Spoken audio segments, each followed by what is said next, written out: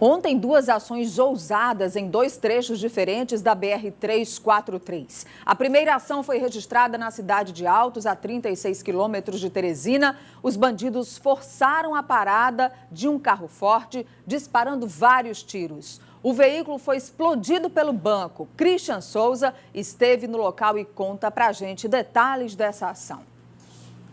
O assalto ao primeiro carro forte ocorreu por volta das 4 horas da tarde na BR-343, bem próximo da Curva da Raposa, entre Altos e Campo Maior.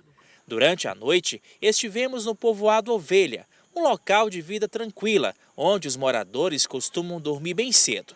Mas ontem a história foi diferente, já que a ação dos criminosos ocorreu a poucos metros daqui, o que provocou medo à comunidade. Olha a bagaceira aí no chão. Olha o jeito que ficou. Olha a tampa do correio aí no chão aí do carro. Não vai passar por aí não. Poeira demais aqui. Poxa, acabou de acontecer. Aí nós ouvimos um bocado de tiro. Tiro de todo jeito, nós ouvimos. Aí eu liguei pra minha mãe. Aí a minha mãe disse que tava tendo um tiroteio, que assaltaram um carro ali.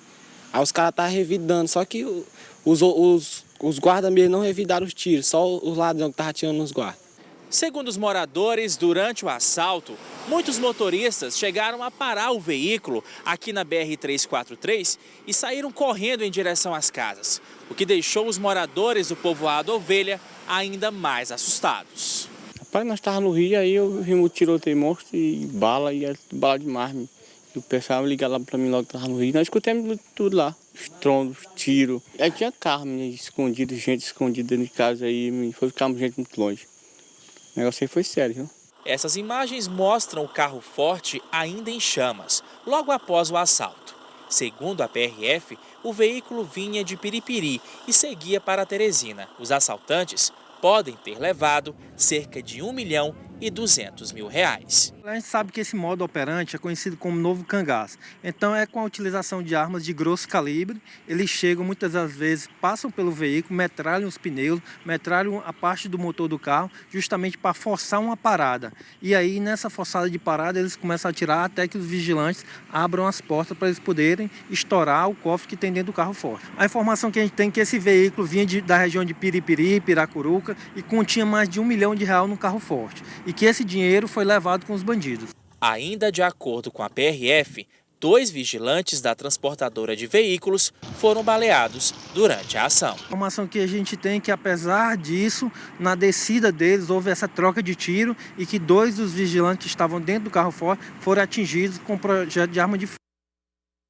Esse foi o primeiro ataque entre Altos e Campo Maior. 2 vigilantes teriam ficado feridos, segundo o inspetor da PRF. Aproximadamente 1 hora depois, a cerca de 140 quilômetros desse ponto, na região do povoado Estaca Zero, no Médio Parnaíba, o segundo ataque. Veja como foi na reportagem de Marcelo Fontinelli.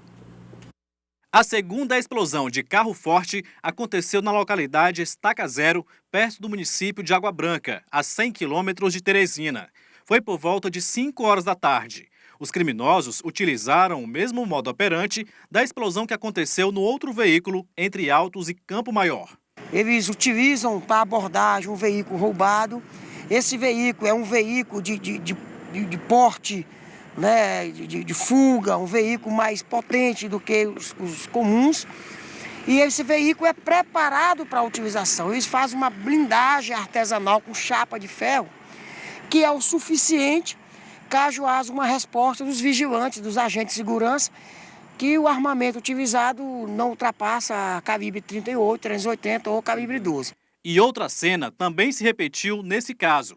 Um veículo modelo SUV foi encontrado totalmente incendiado numa estrada vicinal que fica a uns 5 quilômetros do local do crime. O carro era roubado. E assim como aconteceu em Campo Maior, 2 vigilantes ficaram feridos lá em Água Branca na troca de tiros com os criminosos. A Polícia Rodoviária Federal reforça mais uma vez a suspeita de que as 2 explosões de carros fortes tenham ligação com a participação de bandidos do Piauí e de outros estados. A quantia levada pelos criminosos, nesse caso, não foi informada. Isso se repete sempre no final de cada mês, todo mundo sabe disso. E nos primeiros 10 dias do mês seguinte. Eu acho que se não houver uma união, um planejamento estratégico, envolvendo inteligência, envolvendo a inteligência bancária e todas as polícias, isso vai se repetir por muito mais vezes. Bom, foram duas ações, né? A primeira na BR-343, entre Altos e Campo Maior. Uma ação que até pareceu bem mais ousada, porque a gente tem imagens ainda do carro da empresa Prosegur em chamas e também muitos populares que passavam no local. A gente tem as imagens aí para colocar para você.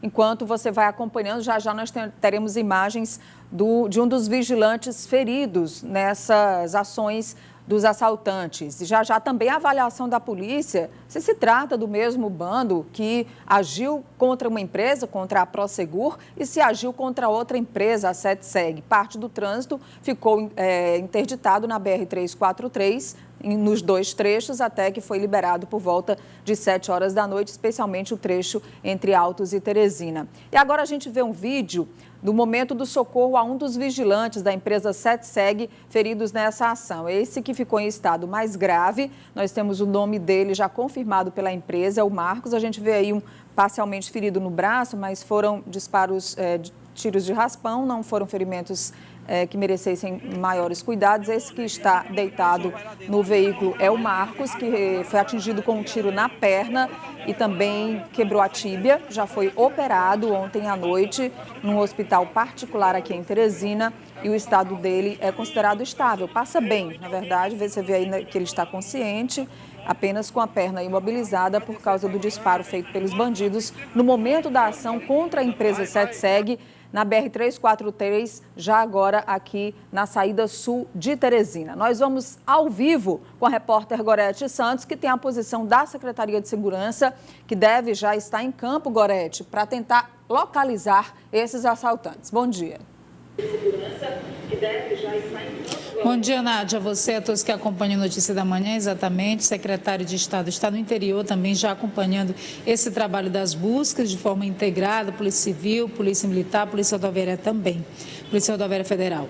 A gente vai conversar a partir de agora com o gerente de policiamento do interior, o delegado Emir Maia, que pode trazer as atualizações acerca desse caso para a gente, desses dois casos, na verdade. Quanto às buscas, como é que estão as investigações, delegado? Bom dia. Bom dia.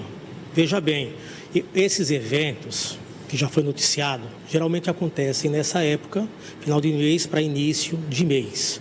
As investigações estão a cargo do GRECO, que é o nosso grupo armado de repressão a essas condutas. O nosso serviço de inteligência também está empenhado. A Polícia Civil do Piauí tem mantido contatos desde ontem com vários estados limítrofes a fim de prender esses criminosos. Então,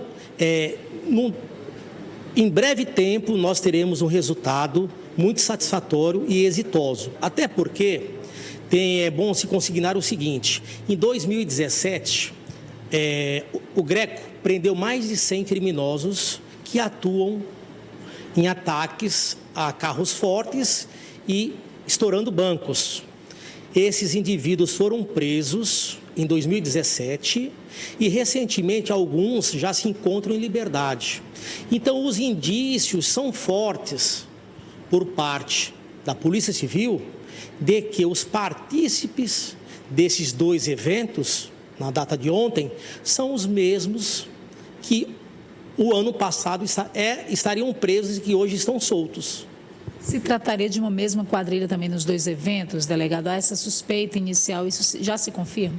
Essa suspeita não se confirma porque é uma suspeita indiciária apenas. Agora, as investigações estão bastante encaminhadas e em breve nós teremos um resultado satisfatório para a sociedade com a prisão desses malfeitores. A gente vê aí dois eventos, né? O senhor falava inclusive a respeito dessa questão da suspeita de que sejam pessoas que já vêm trabalhando dessa forma em ações criminosas aqui no estado do Piauí há muito tempo, teria essa questão da reincidência. A gente viu 4 pessoas feridas nessas ações. E qual o impacto maior em relação a isso? No caso de Altos, em Campo Maior, a gente teve informação de que mais de R$1 milhão teriam sido levados. Essa informação procede? Já se tem informação também a respeito do outro caso, próximo à Água Branca? Em relação a Campo Maior, houve uma divulgação em relação à importância econômica, que varia entre R$1 milhão e R$1,2 milhão. O outro evento da SETSEG, não nos veio a declaração do montante que foi subtraído.